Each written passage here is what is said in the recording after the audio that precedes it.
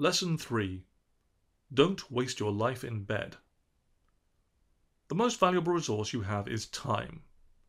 No matter what you do, how much you earn, where you live, or how powerful you are, you get only 168 hours in a week. If you listen to the health purists, however, you will spend at least a third of those hours unconscious. People keep telling us that life is short, but then they seem to want to make it even shorter. Instead, cast off the tyranny of slumber. Get by with as few hours of sleep as possible. As the wise say, there'll be plenty of time for sleep when we're dead. This approach will aid us in our misery mission. By reducing our hours of restorative sleep, we will reduce our concentration, dull our mood, and become easily overwhelmed by life's demands. We will be more irritable, less productive, less creative, and more prone to bad decision-making. You don't have to sit around waiting for insomnia to strike. You can induce artificial insomnia simply by not giving yourself enough time to rest. Tell yourself that you are just too busy to loaf around in bed. If this isn't precisely true when you start out, it will soon become true. Your efficiency will drop as you become more sleep-deprived, and you'll begin falling inexorably behind in the tasks of your work and your life. Don't have the willpower for this? No problem. Disrupt your sleep more naturally. First, design your bedroom to promote sleeplessness. Buy a cheaper and less comfortable mattress than you can afford. Keep the room too warm. Ensure that intermittent noises from phones, email alerts, and pets happen throughout the night. Have as many flashing LEDs on the walls and ceilings as you can manage. Ask any hotel designer for advice on this one. Buy a brightly glowing digital clock and aim it directly at your pillow so you will see it and count the minutes all night. Ensure that your curtains are sheer enough to allow in light from the street. Complete darkness will only promote sleep. When should you go to bed? A regular 24-hour sleep-wake cycle takes most people 3 to 4 days to establish, so ensure that you vary your bedtime and rising time by at least a few hours every few days.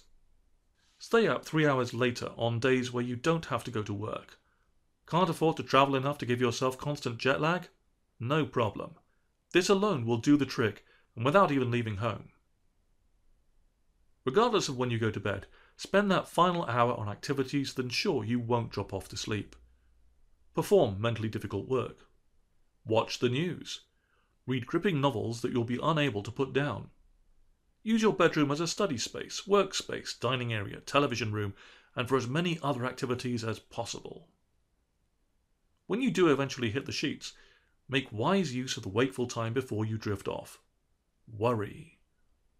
Think about your schedule and the difficulties likely to arise tomorrow. Consider your life in a broader context and all the problems you are unlikely ever to solve. The result will be significant delay in sleep onset. When you wake in the middle of the night, immediately focus your mind on problems and challenges. This should ensure that you don't go quickly back to sleep. If the goal is to get fewer hours of restorative sleep, you should avoid sleeping in late, right? Wrong. Tell yourself you're going to catch up on your sleep and stay in bed. Altering your rising time appears to be even more effective at impairing sleep than randomizing your bedtime. So, lie in bed until noon. You will only drift in and out of rapid eye movement, REM sleep, and this doesn't generally make you feel any more rested. In fact, some research suggests that unrestricted REM sleep promotes lowering of mood. Ultimately, you will want to create a self-perpetuating cycle of sleeplessness. There is a lovely trick for this. Once you have succeeded in creating at least a bit of sleep disruption, use your wakeful time to dwell on how important it is for you to get to sleep.